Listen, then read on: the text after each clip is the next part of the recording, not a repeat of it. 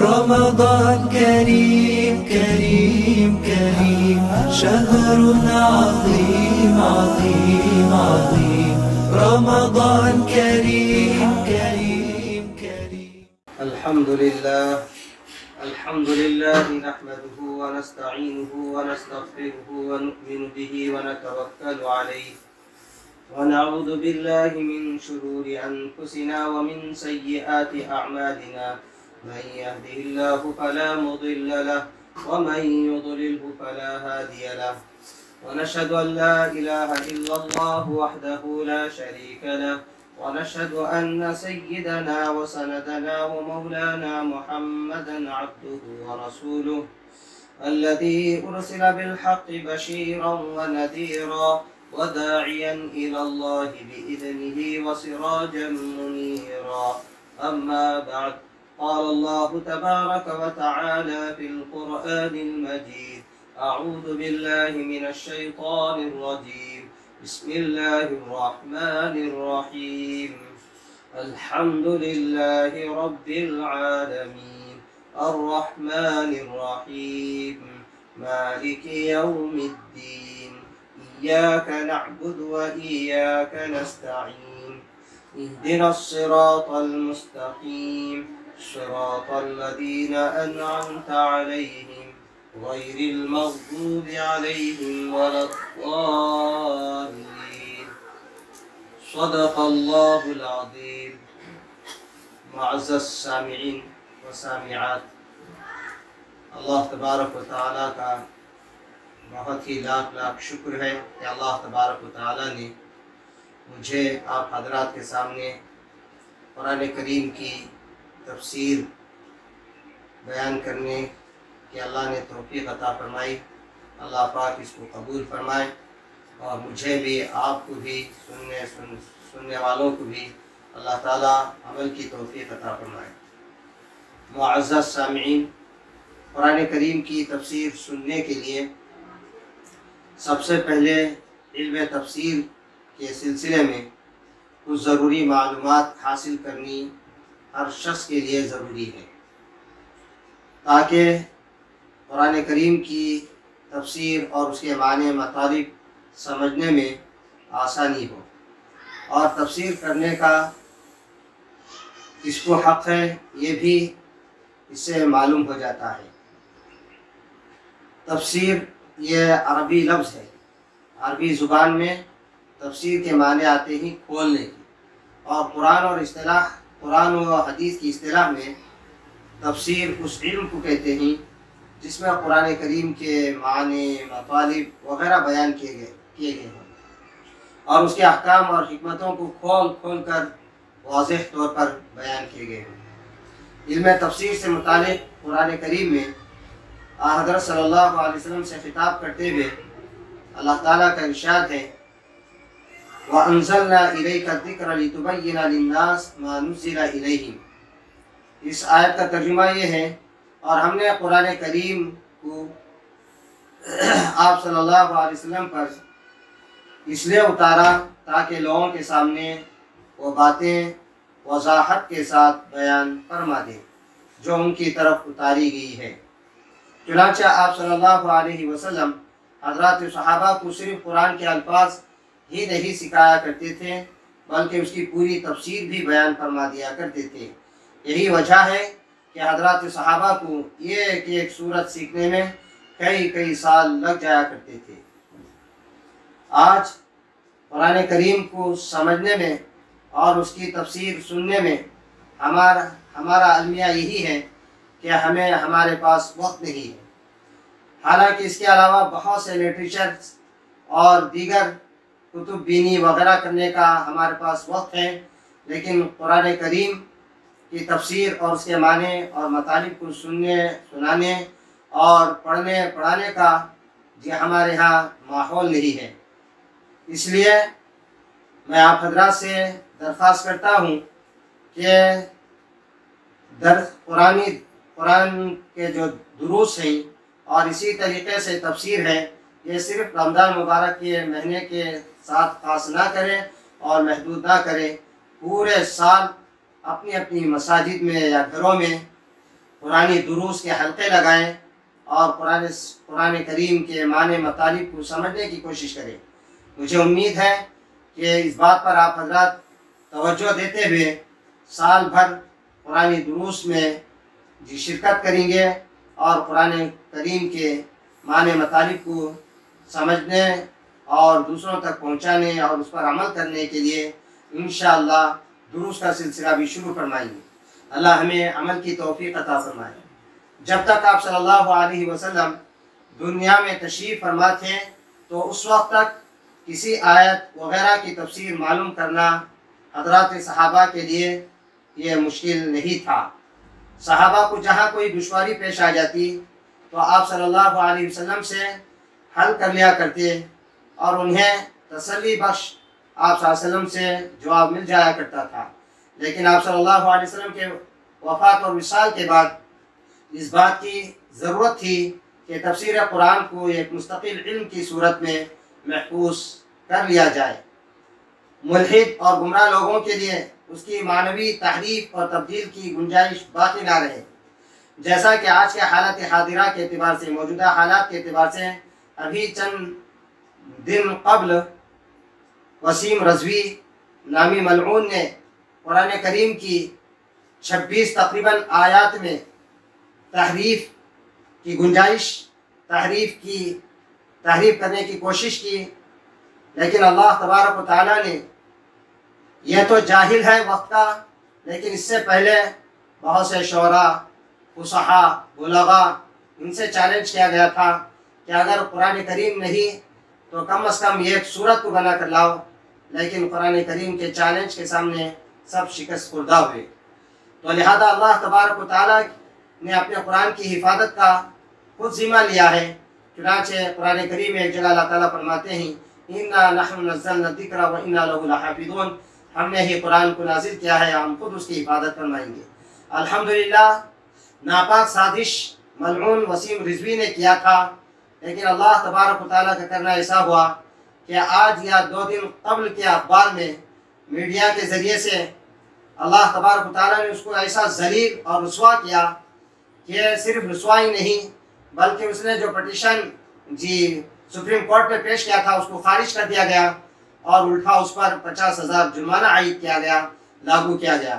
یہ قرآن کریم کی تحریف اور تبدیل کی ناپاک اس نے سازش کی تھی، تو اللہ تبارک و تعالیٰ دنیا ہی کے اندر اس کو رسوا کر دیا، اور انشاءاللہ العزیز کل قیامت کے دن بروز قیامت اس کو اور زیادہ رسوا فرمائیں گے۔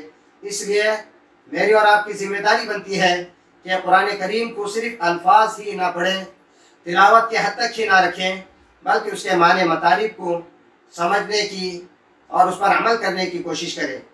چنانچہ اللہ کے فضل و کرم اور اس کی توفیق سے اس امت نے یہ کارنامہ اس حسن و خوبی سے انجام دیا، جیسے حضرات صحابہ وغیرہ کی جماعت ہے، کہ آج ہم یہ بات بلا خوف تردید کے بیان کر سکتے ہیں اور کہہ سکتے ہیں کہ اللہ کی اس آخری کتاب کے صرف الفاظ ہی محفوظ نہیں بلکہ اس کی وہ صحیح تفسیر، تشریح، معنی، مطالب بھی محفوظ ہیں جو آپ صلی اللہ علیہ وسلم کے جاں نثار صحابہ رضی اللہ عنہم اجمعین کے ذریعے ہم تک پہنچی ہے۔ اس کے بعد میں آپ حضرات کے سامنے قرآن کریم کو صرف الفاظ کے ساتھ پڑھ لینا کافی نہیں ہے، بلکہ تفسیر اور معنی مطالب کے ساتھ پڑھنا بھی ضروری ہے۔ اس لیے قرآن کریم سے متعلق چند اعداد اور شمار بھی بیان کر دیتا ہوں تاکہ ہمیں جنرل معلومات بھی قرآن سے متعلق معلوم ہو جائے۔ سب سے پہلی بات یہ ہے کہ قرآن کریم سے متعلق کارآمد اعداد اور شمار بھی معلوم کرنا ہر ایک مسلمان کے لیے ضروری ہے۔ قرآن کریم میں تقریباً 114 کل صورتیں ہیں اور 30 پارے ہیں، اور رکوعات 514 ہیں، اور مدنی آیات 6214 ہیں، اور مکی آیات 6241 ہیں، اور بصری آیات 225 ہیں اور شامی آیات 6226 ہیں اور کل کلمات قرآن کریم کے اندر 77439 ہیں اور قرآن کریم کے اندر کل زبر 53242 ہیں اور زیر 39582 ہیں اور پیش 8804 ہیں۔ کل مدات کی اعداد 1771 ہیں۔ تجدیدات 1252 ہیں۔ کل نقطے 15684 ہیں اور کل حروف قرآن کریم کے اندر 36,04,219 ہیں۔ تو اس کے بعد سورہ فاتحہ کا مختصر ترجمہ اور مختصر تفسیر خلاصے کے طور پر آپ حضرات کی خدمت میں پیش کر رہا ہوں، بغور سماعت فرمائے۔ سورہ فاتحہ ابھی آپ حضرات کی خدمت میں نے تلاوت کی۔ اللہ تبارک و تعالیٰ فرماتے ہیں کہ 114 صورتوں میں پہلی صورت ہے۔ اس کا ترجمہ یہ ہے کہ اللہ تعالیٰ فرماتے ہیں الحمدللہ رب العالمین، تمام تعریفیں اللہ کے لیے ہیں جو دونوں جہاں کا پال و نہار ہے۔ الرحمن الرحیم، جو مہربان ہے نہایت رحم والا ہے۔ مالک یوم الدین، جو روز جزا کا مالک ہے۔ ایاک نعبد و ایاک نستعین، ہم آپ ہی کی عبادت کرتے ہیں اور آپ ہی سے مدد چاہتے ہیں۔ اہدنا الصراط المستقیم، اے اللہ ہمیں سیدھے راستے پر چلا دیجئے، یعنی صراط مستقیم پر۔ صراط الذین انعمت علیہم، ان لوگوں کے راستے پر جن پر آپ نے انعام کیا ہے۔ غیر المغضوب علیہم ولا الضالین، نہ ان لوگوں کے راستے پر جن پر آپ کا غصہ اور غضب ہے، اور نہ ان لوگوں کے راستے پر جو گمراہ ہو گئے ہیں۔ یہ آیت کریمہ کا ترجمہ آپ نے ملاحظہ فرمایا۔ اس کے بعد سب سے پہلے سورہ فاتحہ کے مضامین کی طرف آپ کی توجہات مبذول کرانا چاہتا ہوں۔ سورہ فاتحہ، اس کے تقریباً سورہ فاتحہ کی 7 آیات تھیں، یعنی سورہ فاتحہ 7 آیات پر مشتمل ہے، جن میں پہلی 3 آیتوں میں اللہ تبارک و تعالیٰ کی حمد و ثنا بیان کی گئی ہے اور آخری 3 آیتوں میں انسان کی طرف سے دعا اور درخواست کا مضمون بیان کیا گیا ہے، اور درمیانی آیت یعنی ایاک نعبد و ایاک نستعین میں 2 چیزیں مشترک ہیں، کچھ حمد و ثنا کا پہلو ہے تو کچھ دعا اور درخواست کا مضمون ہے۔ اس کے بعد سورہ فاتحہ کا مختصر تعارف بھی کر دینا مناسب سمجھتا ہوں، تاکہ آپ حضرات کو سورہ فاتحہ کا تعارف اگر رہا تو پڑھنے میں بھی، سننے میں بھی، نماز میں پڑھنے میں بھی بڑا دل شوق پیدا ہوگا اور دل لگے گا، معنی مطالب کی طرف ہماری توجہات ہوں گی۔ محترم حضرات، یہ سورہ فاتحہ نہ صرف قرآن کریم کی موجودہ ترتیب میں سب سے پہلی صورت ہے، بلکہ یہ پہلی وہ صورت ہے جو مکمل طور پر نازل ہوئی۔ اس سے پہلے کوئی صورت پوری نازل نہیں ہوئی تھی، بلکہ بعض صورتوں کی کچھ آیات نازل ہوئی تھی۔ اس صورت کو قرآن کریم کے شروع میں رکھنے کا منشا اور مقصد بھی بظاہر یہ ہے کہ جو شخص قرآن کریم سے ہدایت حاصل کرنا چاہتا ہو تو اسے سب سے پہلے اپنے خالق و مالک کی صفات کا اعتراف کرتے ہوئے اس کا شکر ادا کرنا چاہیے، اور ایک حق کے طلبگار کی طرح اسی سے ہدایت مانگنی چاہیے۔ چنانچہ اس میں بندوں کو اور بندیوں کو وہ دعا سکھائی گئی ہے جو ایک طالب حق کو اللہ سے مانگنی چاہیے، یعنی سیدھے راستے کی دعا۔ اس طرح اس صورت میں صراط مستقیم کی جو دعا مانگی گئی ہے، پورا قرآن کریم اس کی تشریح ہے۔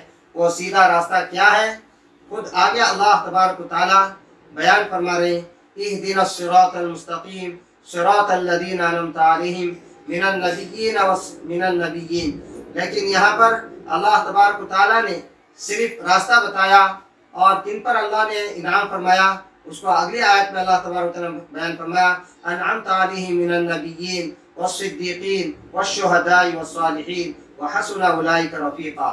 اس کے بعد سورہ فاتحہ کے مختصر فضائل بیان کر دیتا ہوں۔ हज़रात, अहादीस मुबारका के अंदर सूरह फातिहा के बेशुमार फ़ज़ाइल बयान किए गए हैं।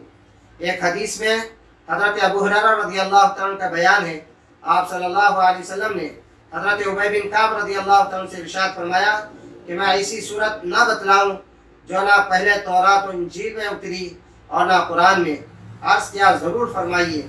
इरशाद हुआ कि सूरह फातिहा जो सबअ मसानी और कुरान अज़ीम है, जो मुझे अता भी है। और दूसरी रिवायत में हज़रत इब्न अब्बास रज़ियल्लाहु तआला बयान फरमाते हैं कि हुज़ूर अकरम सल्लल्लाहु अलैहि वसल्लम हमारे दरमियान तशरीफ़ फरमाते हैं कि फरिश्ते ने आकर बशारत दी कि आपको दो नूर अता फरमाए जो आपसे पहले किसी नबी को अता नहीं हुए, एक सूरह फातिहा और दूसरा नूर सूरह बकरा की आखिरी आयत जो इस पारे के इस सूरह बकरा के आखिरी में बयान किए जाएंगे। लिहाजा सूरह बकरा की आयत जो एक हर भी अगर कोई इसमें से पढ़ लेगा तो अल्लाह तबारक व तआला उसका सवाब उसको मिल जाएगा, अल्लाह तबारक व तआला उसको उसका सवाब अता फरमाएंगे। और एक तीसरी रिवायत में हज़रत हुदैफा बिन यमान रज़ियल्लाहु अन्हु बयान करते हैं कि आप सल्लल्लाहु अलैहि वसल्लम ने इरशाद फरमाया, अल्लाह किसी कौम पर अज़ाब नाजिल फरमाता है तो मगर उस कौम पर कोई अगर बच्चा अल्हम्दुलिल्लाह रब्बिल आलमीन यानी सूरह फातिहा पढ़ता है तो अल्लाह पाक उसको सुनकर उनसे 40 साल के लिए अज़ाब मौकूफ़ फरमा देते हैं। इसके अलावा भी अहादीस मुबारका के अंदर बेशुमार फ़ज़ाइल बयान किए गए हैं और इसीलिए हज़रत उलमा ने लिखा है कि सूरह फातिहा के कई नाम हैं।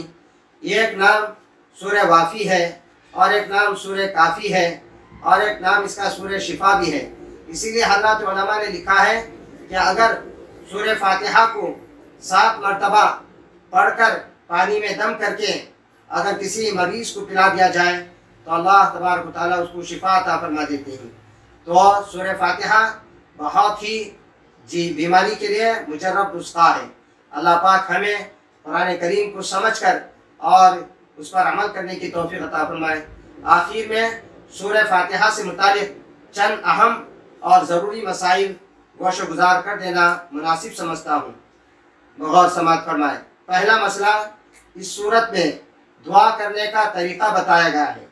हज़रत उलमा ने लिखा है कि आम तौर पर हमारे यहाँ देखा गया है कि जब भी हम कोई दुआ मांगते हैं तो दरूद शरीफ से शुरू कर देते हैं, अल्लाहुम्मा सल्ली अला मुहम्मद, इस तरीके से। हालांकि दुआ मांगने का सही तरीक़ा हज़रत उलमा ने लिखा है कि सबसे पहले दुआ में अल्लाह की हम्द व सना बयान करनी चाहिए, अल्हम्दुलिल्लाह रब्बिल आलमीन वगैरह। फिर उसके बाद आप सल्लल्लाहु अलैहि वसल्लम पर दरूद शरीफ, फिर उसके बाद अपनी मतलूब ज़रूरत को अल्लाह से मांगना चाहिए। इसीलिए हदीस मुबारका के अंदर बयान किया गया है कि जिस दुआ में शुरू में हम्द व सना के साथ और आप सल्लल्लाहु अलैहि वसल्लम पर दरूद, फिर आखिरी में दरूद अगर पढ़ा जाए तो वह दुआ अल्लाह तबारक व तआला रद्द नहीं फरमाते, ज़रूर कबूल फरमाते हैं।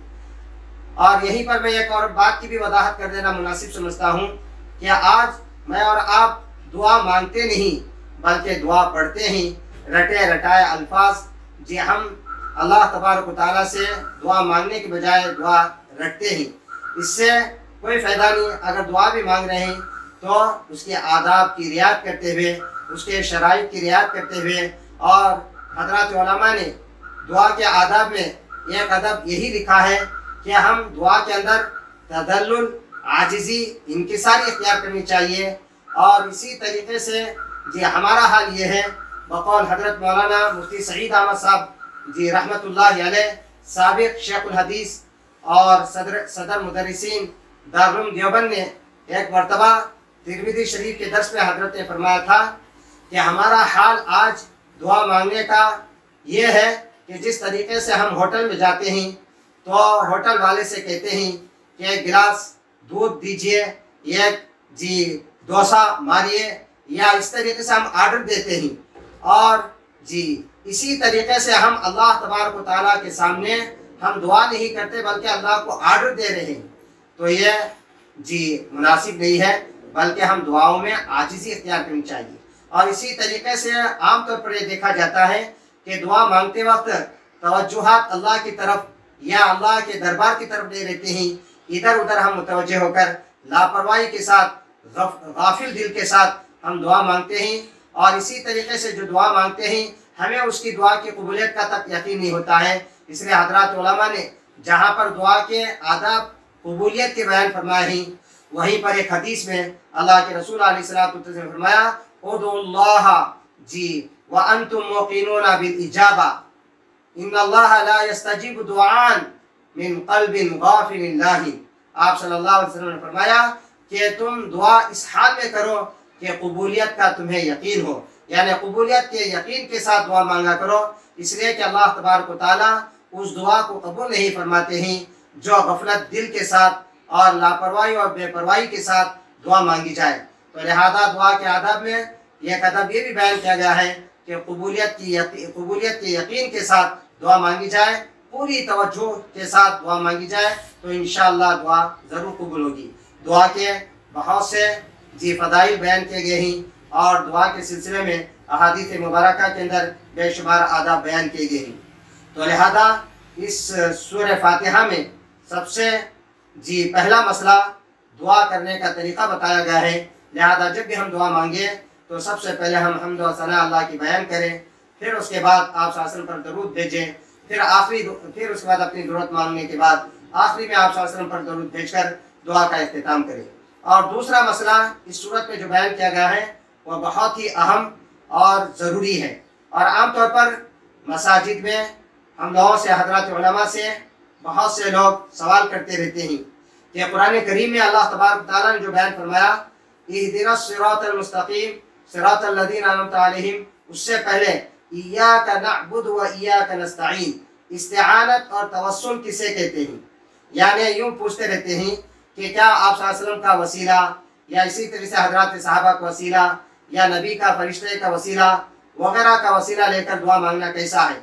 तो लिहाजा मैं आप हज़रात की खिदमत में इसकी थोड़ी सी तशरीह कर देता हूँ ताकि आपको तवस्सुल की सही हकीकत और इस्तिआनत की सही तहकीक मालूम हो जाएगी। ये इस्तिआनत नस्तईन जो है ये इस्तिआनत से बना है, बाब इस्तिफ़ाल का मज़दर है।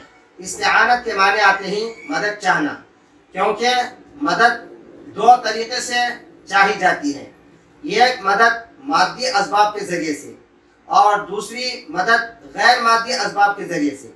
अब मादी असबाब के ज़रिए से इसका क्या मतलब है, और गैर मादी असबाब के ज़रिए से जो मदद चाही जाती है इसका क्या मतलब है। तो उलमा ने लिखा है कि एक मदद तो मादी असबाब के ज़रिए से मांगी जाती है, इसका मतलब ये है कि हर इंसान दूसरे इंसान से मदद लेता है, इसके बगैर इस दुनिया का निज़ाम चल ही नहीं सकता। जैसे सनअतकार अपनी सनत के ज़रिए सारी मखलूक की खिदमत करता है, लिहाजा जाहिर है ये बात कि किसी दीन या शरीयत में मना भी नहीं है, वह इस इस्तिआनत में दाखिल नहीं जो अल्लाह तबारक व तआला के साथ इय्याका नस्तईन के अंदर मखसूस है। और दूसरी इस्तिआनत गैर मादी असबाब के ज़रिए से मांगी जाती है। इसका मतलब ये है कि किसी नबी या वली से दुआ करने की मदद मांगना या उनका वसीला देकर बराह रास्त अल्लाह से दुआ मांगना। रिवायात अहादीस और इरशादात कुरान से इसका भी जवाज़ मालूम होता है, यानी नबी का और इसी तरीके से वली से अगर कोई दुआ करने की मदद मांग रहे हैं या उनका वसीला देकर बराह रास्त अल्लाह से दुआ मांग रहे हैं तो ये जायज़ है, वह भी उस इस्तिआनत पे दाखिल नहीं जो सिर्फ अल्लाह तबारक व तआला के साथ मखसूस है और गैरुल्लाह के लिए हराम और शिर्क है।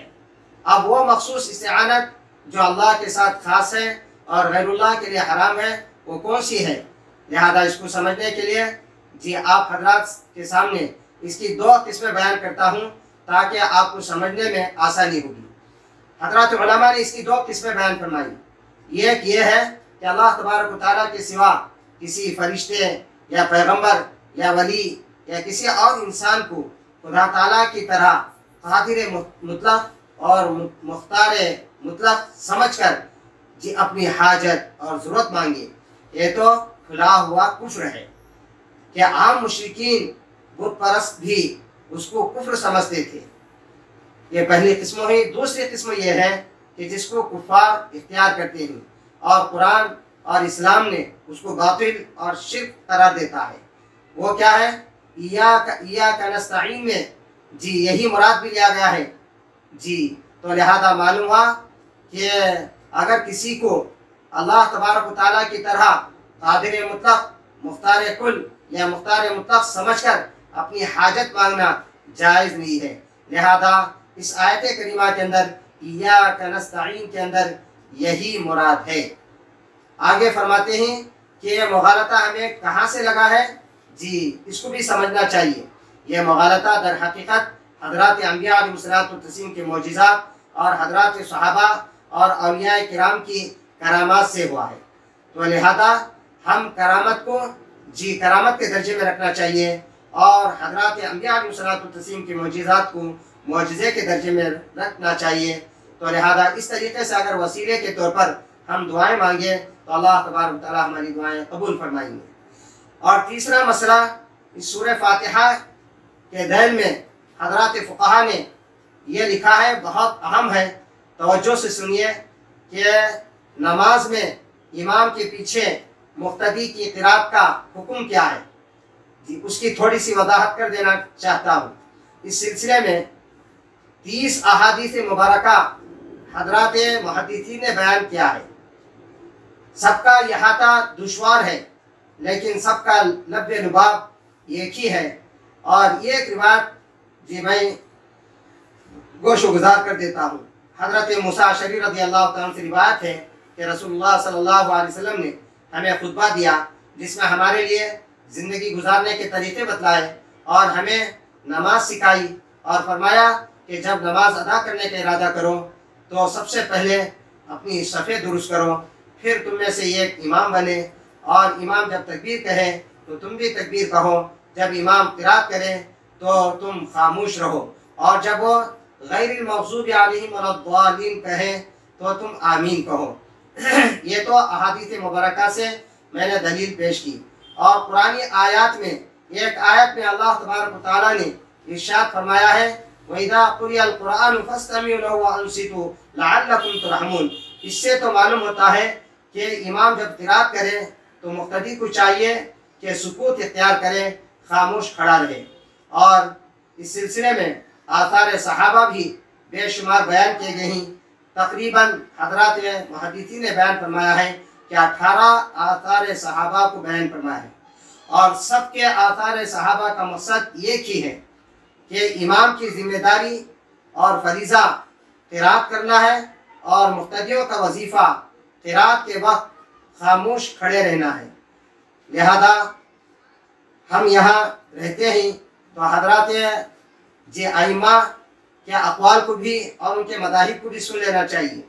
4 आइमा का मज़हब क्या है इसके सिलसिले में थोड़ी सी मुख्तसर वजाहत कर दे। 4 आइमा किराम का मज़हब जी इमाम के पीछे खल्फल इमाम जी मुक़्तदी की क़िराअत करने का क्या मज़हब है, क्या मसलक है, उसको बयान करना मुनासिब समझता हूँ। सबसे पहले हमारे इमाम अबू हनीफा रहमतुल्लाहि अलैह का मज़हब ये है कि सिर्री और जहरी, यानी सिर्री कहते हैं आहिस्ता क़िराअत जी करने को और जहरी कहते हैं बुलंद आवाज़ के साथ क़िराअत करने को। तो लिहाजा सिर्री और जहरी किसी भी नमाज में इमाम अबू हनीफा रहमतुल्लाहि अलैह के नज़दीक इमाम के पीछे मुक़्तदी को क़िराअत नहीं है। और दूसरे इमाम मालिक रहमतुल्लाहि अलैह, इनका मसलक और मज़हब ये है कि इनके नज़दीक भी जहरी नमाज़ों में और सिरी नमाज़ों में भी इमाम के पीछे जी मुक़्तदी को क़िराअत नहीं है। और तीसरे इमाम शाफ़िई अलैहिर्रहमा के नज़दीक सिरी जहरी सब नमाज़ों में इमाम के पीछे मुक़्तदी पर सूरह फातिहा पढ़ना जी वाजिब है। और इमाम अहमद इब्न हंबल रहमतुल्लाहि अलैह का मसलक ये है कि जहरी नमाज़ों में मुक़्तदी पर क़िराअत नहीं है। बहरहाल इन 4 अइम्मा में जी सब ने यही कहा कि इमाम के पीछे मुक़्तदी पर क़िराअत नहीं है। और इमाम शाफ़िई अलैहिर्रहमा ने जो कहा है कि उससे बाज़ उलमा ने लिखा है कि جی ان کی بھی رائے، ان کا بھی ایک قول یہی ہے کہ مناسب اور بہتر یہی ہے کہ امام کے پیچھے مقتدی کے لیے قرات نہیں ہے، اور امام کی قرات مقتدی کے لیے امام کی قرات کافی ہے۔ تو لہذا بہت سے حضرات حنفی جی مقتدیوں کو بہت ہی پریشان کرتے رہتے ہیں کہ آپ کی نماز نہیں ہوگی اس لیے کہ امام کے پیچھے تم نے سورہ فاتحہ نہیں پڑھی۔ تو لہذا ہم کسی کے کہوے میں، کسی کے کہاوت میں یا کسی کے کہنے میں ہم نہ آئے، بلکہ جید علماء جو حنفی علماء ہیں ان سے رجوع کر کے مسئلے کی تحقیق کر عمل کرنے کی کوشش کریں، اس لیے کہ جی امام کے پیچھے جی جو قرات نہیں ہے، ہمارے لیے قرآن کے ساتھ ساتھ احادیث مبارکہ بھی ہمارے سامنے موجود ہیں، اس کے علاوہ آثار صحابہ بھی ہیں۔ تو لہذا ان آیات اور احادیث مبارکہ سے معلوم ہوتا ہے کہ امام کے پیچھے حنفیوں کے لیے مقتدی پر قرات واجب نہیں ہے۔ اور ایک اس کے علاوہ جی سورہ فاتحہ میں بہت ہی اہم اور ضروری مسئلہ ایک یہ بھی ہے کہ آمین جہر کا ہے، یعنی نماز میں جب امام صاحب غیر المغضوب علیہم ولا الضالین کہیں تو آمین زور سے کہیں یا آہستہ کہنا چاہیے۔ اس سلسلے میں حضرات فقہا کے جی مابین جی بہت سے اقوال ہیں، لہذا تمام فقہا کرام کے نزدیک سورہ فاتحہ کے بعد آمین کہنا سنت ہے، اور سنت ہونے میں حضرات فقہا کے درمیان کوئی اختلاف نہیں ہے، البتہ جہر اور سر میں یعنی جی زور سے آمین کہنا چاہیے یا آہستہ کہنا چاہیے، اس میں اختلاف ہے، اور وہ اختلاف بھی صرف اولا اور غیر اولا کا ہے۔ اور اولا اور غیر اولا کا مطلب یہ ہے کہ افضل اور غیر افضل ہے، واجب، فرض، جی سنت وغیرہ نہیں کہا گیا۔ لہذا آمین بالسر بھی ثابت ہے، اور اسی پر اکثر امت کا تعامل اور تعارف اور توارث ہے۔ اور آمین بالجہر جی کہنے کا ثبوت بھی ہے، اس کے ثبوت سے بھی انکار نہیں کیا جا سکتا، اگرچہ اس پر مداومت ثابت کرنا ممکن نہیں ہے۔ اس سلسلے میں ائمہ کرام کا مسلک بھی حضرات علماء نے بیان فرمایا ہے، چنانچہ حضرات حنفیہ اور مالکیہ کے نزدیک جی نماز میں آمین بالسر ہے، اور امام شافعی اور حنابلہ کے نزدیک نماز میں آمین بالجہر ہے۔ بہرحال اللہ تبارک و تعالیٰ سے دعا ہے کہ اللہ تبارک و تعالیٰ ہمیں قرآن کریم کو سمجھ کر اور اس کے معنی مطالب پر غور کر کے جی قرآن شریف کو پڑھنے کی توفیق عطا فرمائے، صرف تلاوت پر اکتفا نہ کرنے کی توفیق عطا فرمائے۔ آخری میں جی دعا کر کے جی آج کی تفسیر کو میں ختم کرتا ہوں۔ جی درود شریف پڑھ لیجیے۔ اللہم لک الحمد و لک الشکر یا اللہ، اللہم صلی علی سیدنا شفیعنا ومولانا محمد وبارک وسلم۔ اللہم لک الحمد کلہ و لک الشکر کلہ و لک الخلق کلہ و لک المجد کلہ و لک الثناء کلہ و الیک یرجع الامر کلہ۔ اللہم لا احصی ثناء علیک انت کما اثنیت علی نفسک۔ اللهم وفقنا لما تحب وترضى عدد ما تحب وترضى من القول والعمل والفعل والنية والهدي إنك على كل شيء قدير۔ اللهم إنا نجعلك في نحورهم ونعوذ بك من شرورهم۔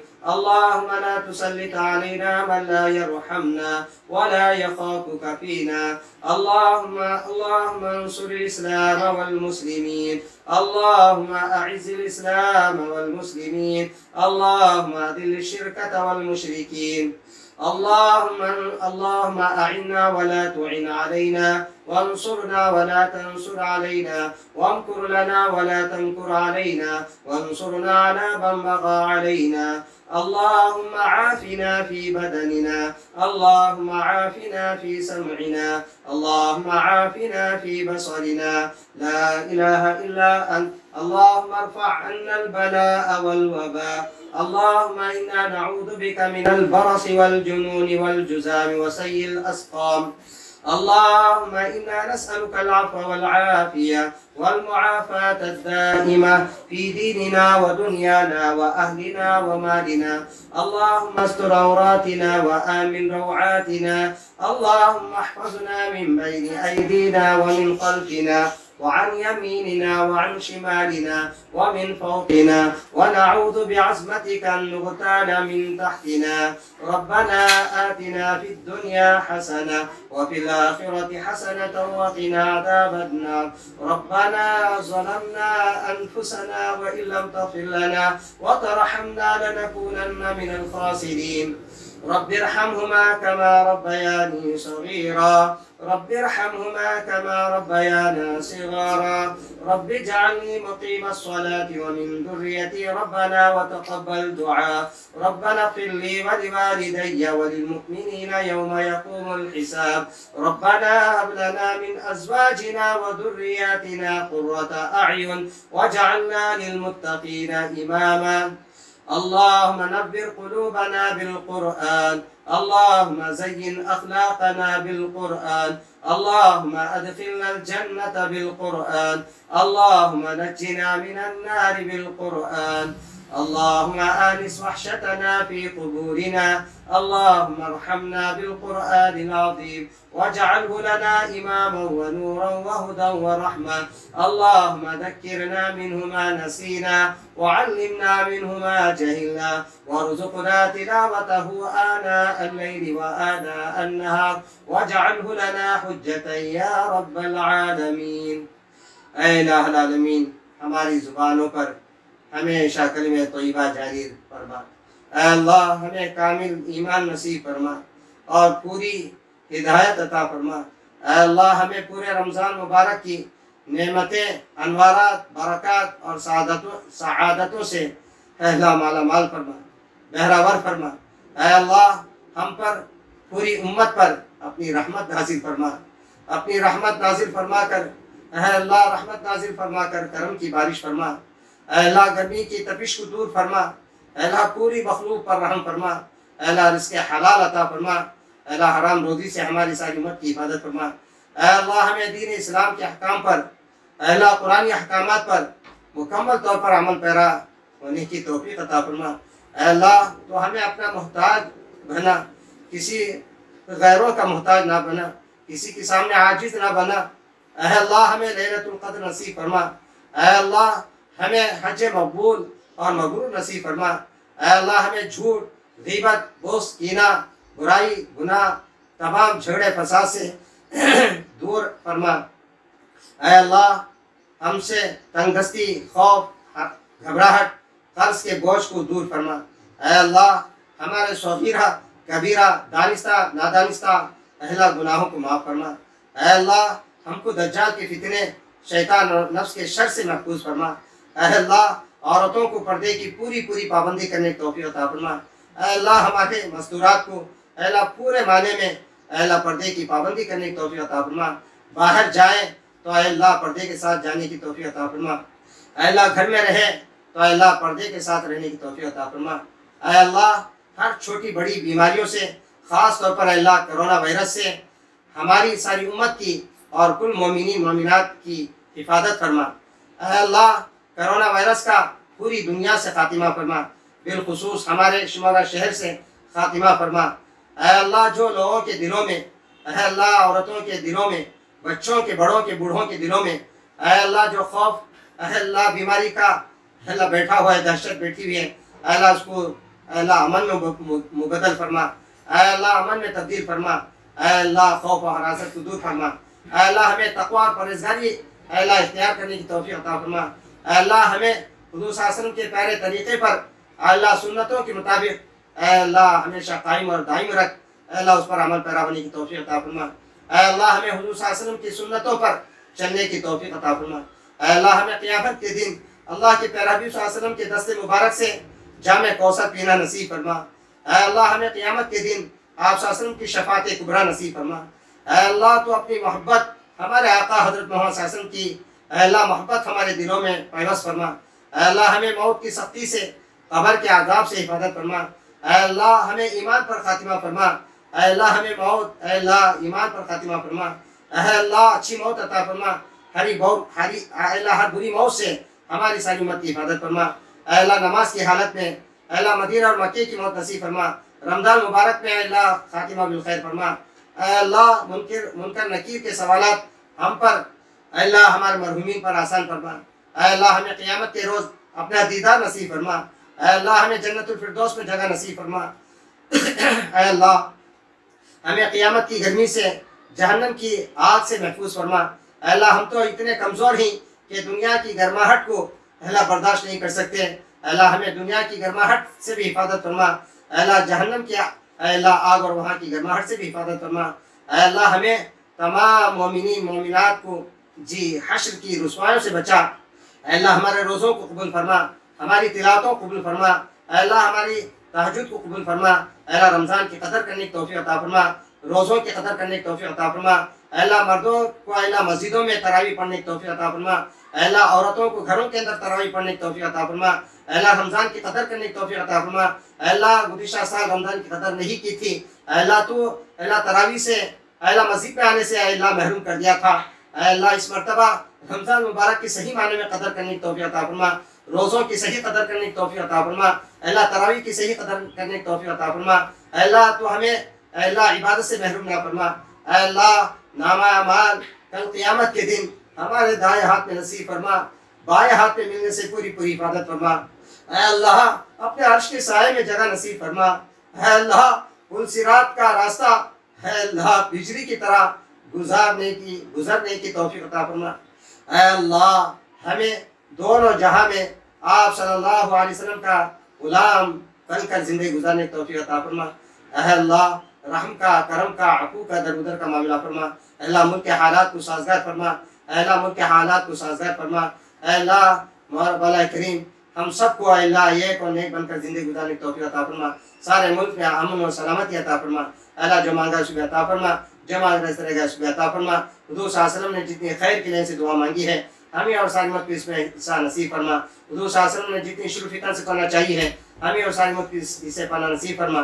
अल्लाह इस मुख्तसर सी दुआ को अपने फजल और करम से कबूल फरमा। अल्लाह जिन हजरात ने दुआ की दरख्वास्त की है या उनका हमारे पर हक है अल्लाह सबके जायज़ मकासद में भरपूर का नसीब फरमा। अल्लाह हमारे अल्लाह वालिदैन, रिश्तेदार, अज़ाकारी, मोहसिन, मुतालिकीन में हमारे ससुराल में अल्लाह जो भी दुनिया से चल बसे हैं अल्लाह सबकी मग़फ़िरत फरमा। अल्लाह उनके दर्जात बुलंद फरमा, करवट करवट जगह नसीब फरमा। जन्नतुल फिरदौस में अल्लाह मक़ाम इल्मी में जगह नसीब फरमा। अल्लाह रमज़ान मुबारक की बरकत से अल्लाह जन्नत के दरवाजे खोल देते हैं, जहन्नम के दरवाजे बंद कर देते हैं। अल्लाह अज़ाब क़ब्र को आप मौक़ूफ़ कर देते हैं। अल्लाह पूरे साल अल्लाह मरहूमीन पर अल्लाह अज़ाब क़ब्र को मौक़ूफ़ फरमा। अल्लाह इस मुख्तसर सी दुआ को अपने फज़ल और करम से जनाब मोहम्मद रसूलुल्लाह सल्लल्लाहु अलैहि वसल्लम के सबसे मक़बूल फरमा। जज़ाल्लाहु अन्ना मुहम्मदन व अहलुहु सल्लल्लाहु अलैहि वसल्लम। सुब्हान रब्बिका रब्बिल इज़्ज़ति अम्मा यसिफून व सलामुन अलल मुरसलीन वल्हम्दुलिल्लाहि रब्बिल आलमीन। इंशाअल्लाह सूरह बकरा की कल तफसीर बयान की जाएगी।